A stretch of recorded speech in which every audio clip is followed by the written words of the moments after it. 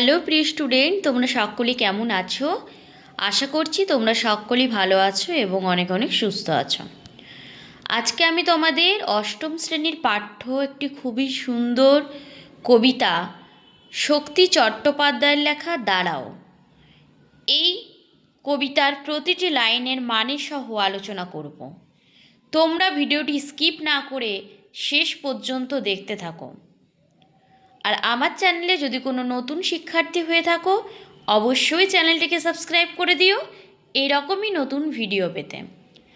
দেখো, আমাদের কাছে কবিতা মানে সবসময় কঠিন, গল্প মানে তো সহজ বিষয়, তাহলে তো পরীক্ষাতে আমরা পারবই, পড়তেও ভালো লাগে গল্প, তাই না? কিন্তু কবিতা কেন কঠিন লাগে বলো তো? কারণ আমরা কবিতার বিষয়বস্তু বলো বা কবিতার যে অর্থ কবি বোঝাতে চেয়েছেন সেই অর্থ আমরা বুঝতে পারি না, যার জন্য আমাদের কবিতা কঠিন লাগে। কিন্তু আজকে তোমাদেরকে আমি 100% গ্যারেন্টি দিয়ে বলতে পারি, তোমরা আমার ভিডিওটি স্কিপ করো না, কবিতাও তোমাদের কাছে সহজ লাগবে। চলো আজকে আমরা এই কবিতাটি পড়ে নিই। তার আগে আমরা একটুখানি কবিতার যে বিষয়বস্তু সেটা বলবো।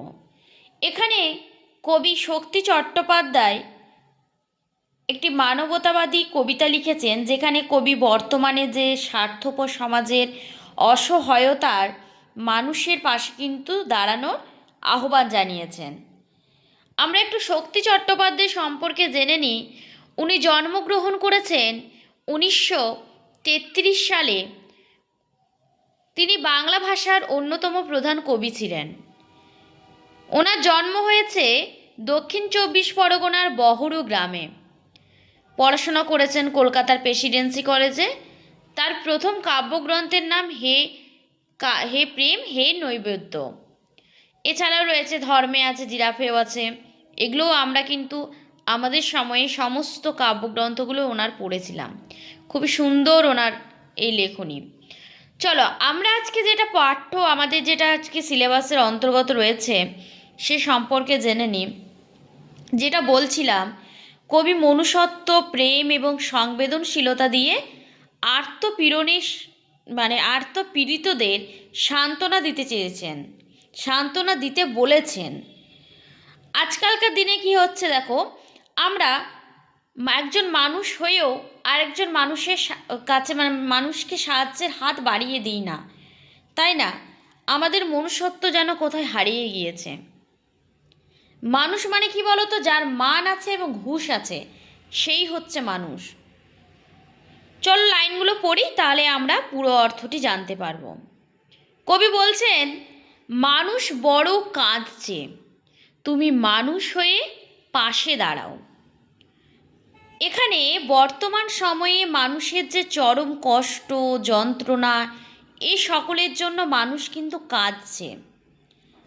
কবি বলেছেন আমাদের যে মনুষ্যত্বের পরিচয় দিয়ে তাদের পাশে যেন আমরা গিয়ে দাঁড়াই। যে মানুষগুলোর কোনো বাসস্থান নেই, যেই মানুষগুলো দুমুঠো ঠিকভাবে খেতে পাচ্ছে না, সেই মানুষগুলো, সে অসহায় পীড়িত মানুষগুলোকে আমরা চোখের সামনে দেখেও কিন্তু সাহায্যের হাত বাড়িয়ে দিই না। ঠিক বলছি তো? তোমরাও হয়তো রাস্তাঘাটে এরকম অনেক মানুষের সম্মুখীন হয়েছ। হাত বাড়িয়ে দিই কি? দিই না।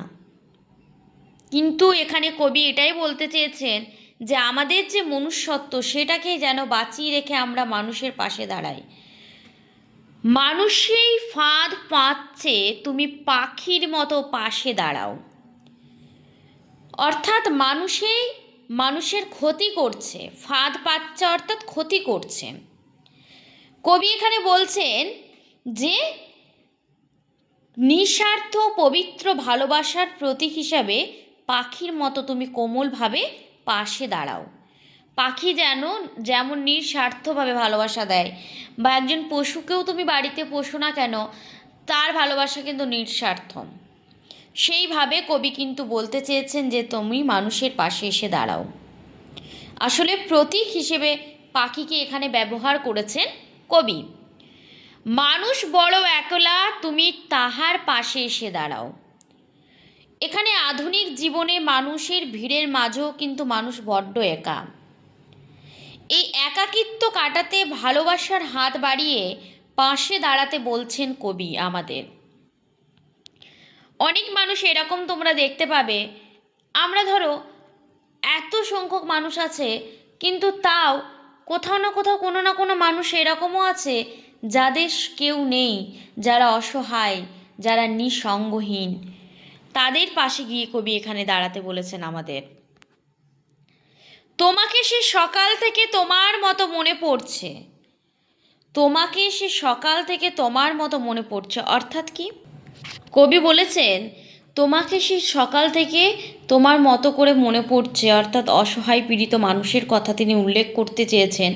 সন্ধে হলে মনে পড়ছে, রাতের বেলায় মনে পড়ছে, মানুষ বড় একলা, তুমি তাহার পাশে এসে দাঁড়াও। অর্থাৎ এখানে কবি বলছেন যে আধুনিক যুগে যে মানুষের ভিড়ে মানুষ তাও যে একলা রয়েছে, সেই অসহায় পীড়িত মানুষের পাশে, নিঃসঙ্গহীন মানুষের পাশে অবশ্যই এসে হাত বাড়িয়ে তোলো এবং তাদের পাশে এসে দাঁড়াও। এখানে এসে দাঁড়াও, ভেসে দাঁড়াও এবং ভালোবেসে দাঁড়াও, এই লাইনটির অর্থ হচ্ছে যে বিপন্ন মানুষের পাশে শুধু থাকা নয়, ভালোবাসার গভীর অনুভূতি দিয়ে তাদের আগলে রাখতে বলেছেন কবি। মানুষ বড় কাঁদছে, তুমি মানুষ হয়ে পাশে দাঁড়াও, মানুষ বড় একলা, তুমি তাহার পাশে এসে দাঁড়াও। অর্থাৎ এই যে প্রথম লাইনের পুনরাবৃত্তি ঘটছে, আবার আমরা দেখতে পাচ্ছি যে আবার এই লাইনটা তুলে ধরলেন কবি, যা মানুষের যন্ত্রণার যে তীব্রতা এবং মানবিকতার প্রয়োজনীয়তাকে দৃঢ়ভাবে তুলে ধরার তিনি চেষ্টা করেছেন। যার জন্য দেখো, মানুষ বড় একলা, তুমি তাহার পাশে এসে দাঁড়াও, এই লাইনটি এই কবিতার মধ্যে 3 বার কিন্তু ব্যবহার হয়েছে। অবশ্যই এটি মনে রাখবে, এটা কিন্তু প্রশ্নের ক্ষেত্রেও দেয়। এই কবিতাটি পড়ে আমরা কি জানতে পারলাম, একটুখানি মূল ভাবটা আমি বলবো।